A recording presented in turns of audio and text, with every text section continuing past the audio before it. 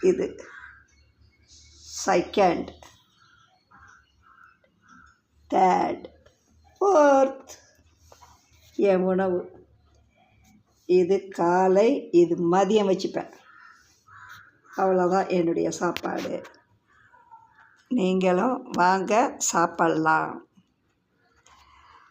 விருந்தோம்பல்னா இதுதான் விருந்தோம்பல். தமிழர் பண்பாடு.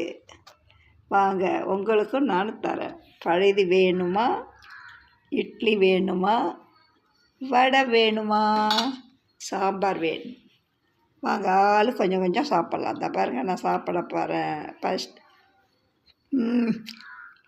பச்சை மிளகாவை கட்டிக்க போகிறேன். சூப்பர்.